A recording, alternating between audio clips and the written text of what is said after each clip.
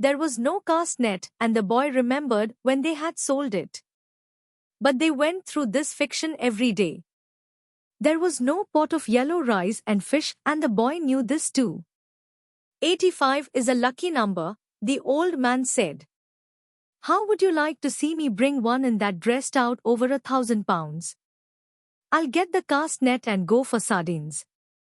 Will you sit in the sun in the doorway? Yes. I have yesterday's paper and I will read the baseball. The boy did not know whether yesterday's paper was a fiction too. But the old man brought it out from under the bed. Perico gave it to me at the bodega, he explained. I'll be back when I have the sardines. I'll keep yours and mine together on ice and we can share them in the morning. When I come back you can tell me about the baseball. The Yankees cannot lose. But I fear the Indians of Cleveland. Have faith in the Yankees, my son. Think of the great DiMaggio. I fear both the Tigers of Detroit and the Indians of Cleveland. Be careful or you will fear even the Reds of Cincinnati and the White Sox of Chicago. You study it and tell me when I come back. Do you think we should buy a terminal of the lottery with an 85? Tomorrow is the 85th day. We can do that, the boy said. But what about the 87 of your great record? It could not happen twice. Do you think you can find an 85? I can order one. One sheet. That's $2.50. Who can we borrow that from? That's easy. I can always borrow $2.50. I think perhaps I can too. But I try not to borrow.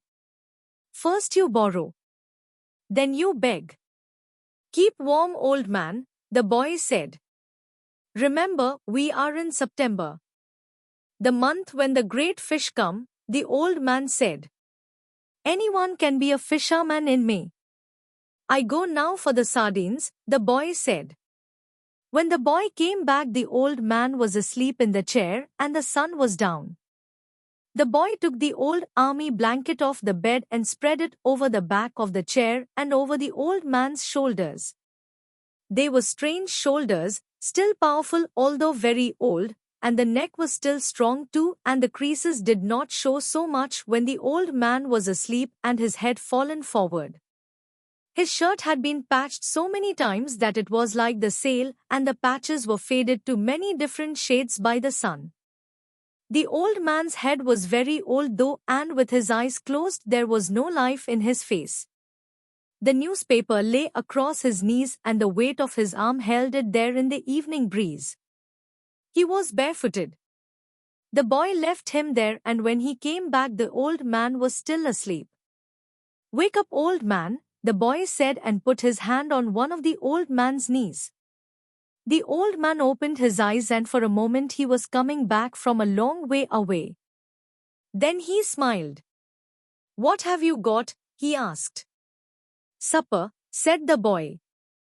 We are going to have supper. I'm not very hungry.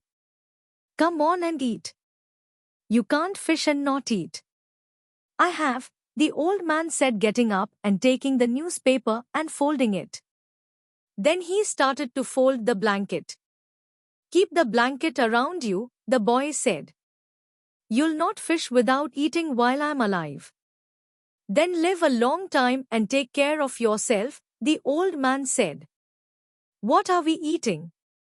Black beans and rice, fried bananas, and some stew. The boy had brought them in a 2-decker metal container from the terrace. The 2 sets of knives and forks and spoons were in his pocket with a paper napkin wrapped around each set. Who gave this to you? Martin. The owner.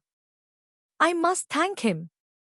I thanked him already, the boy said. You don't need to thank him. I'll give him the belly meat of a big fish, the old man said. Has he done this for us more than once?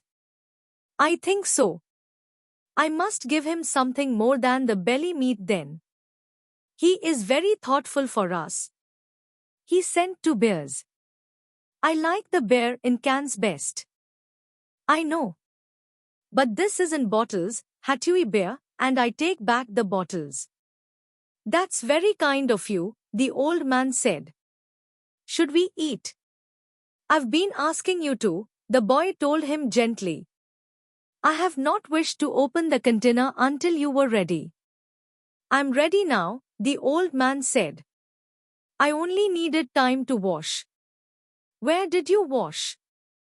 The boy thought. The village water supply was 2 streets down the road. I must have water here for him, the boy thought, and soap and a good towel. Why am I so thoughtless? I must get him another shirt and a jacket for the winter and some sort of shoes and another blanket. Your stew is excellent, the old man said. Tell me about the baseball, the boy asked him. In the American League it is the Yankees, as I said, the old man said happily. They lost today, the boy told him. That means nothing. The great DiMaggio is himself again. They have other men on the team. Naturally. But he makes the difference. In the other league, between Brooklyn and Philadelphia, I must take Brooklyn. But then I think of Dick Sisler and those great drives in the old park. There was nothing ever like them. He hits the longest ball I have ever seen. Do you remember when he used to come to the terrace? I wanted to take him fishing but I was too timid to ask him. Then I asked you to ask him and you were too timid. I know. It was a great mistake. He might have gone with us. Then we would have that for all of our lives. I would like to take the great DiMaggio fishing, the old man said. They say his father was a fisherman. Maybe he was as poor as we are and would understand. The great Sisler's father was never poor and he, the father, was playing in the big leagues when he was my age. When I was your age I was before the mast on a square-rigged ship that ran to Africa and I have seen lions on the beaches in the evening. I know. You told me. Should we talk about Africa or about baseball? Baseball, I think, the boy said.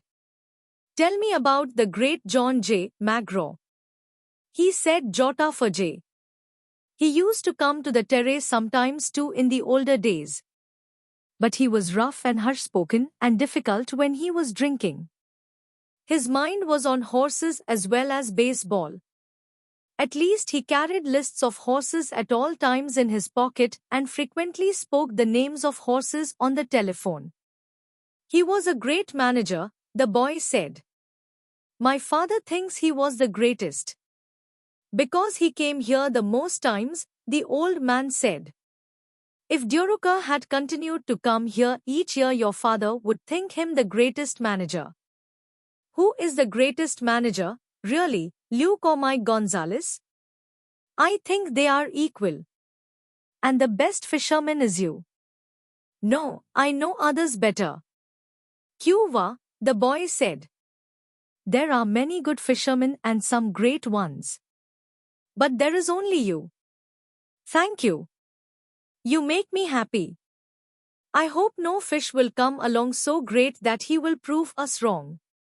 There is no such fish if you are still strong as you say.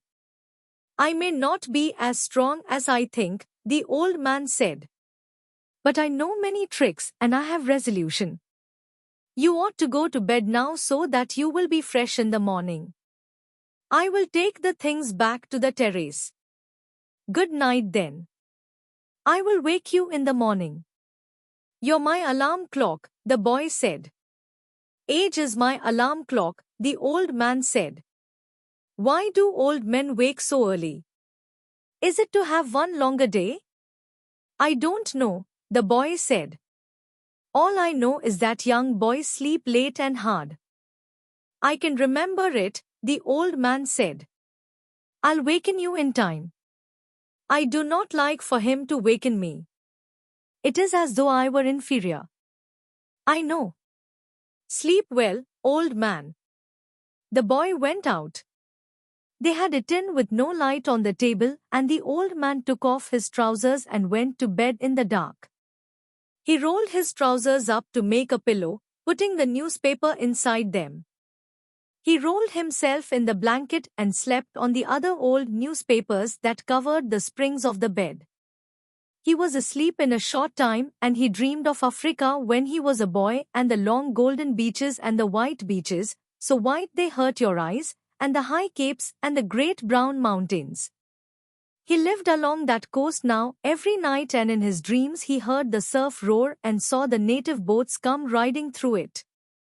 He smelled the tar and oakum of the deck as he slept, and he smelled the smell of Africa that the land breeze brought at morning. Usually when he smelled the land breeze he woke up and dressed to go and wake the boy. But tonight the smell of the land breeze came very early, and he knew it was too early in his dream and went on dreaming to see the white peaks of the islands rising from the sea, and then he dreamed of the different harbors and roadsteads of the Canary Islands. He no longer dreamed of storms, nor of women, nor of great occurrences, nor of great fish, nor fights, nor contests of strength, nor of his wife. He only dreamed of places now, and of the lions on the beach. They played like young cats in the dusk, and he loved them as he loved the boy. He never dreamed about the boy.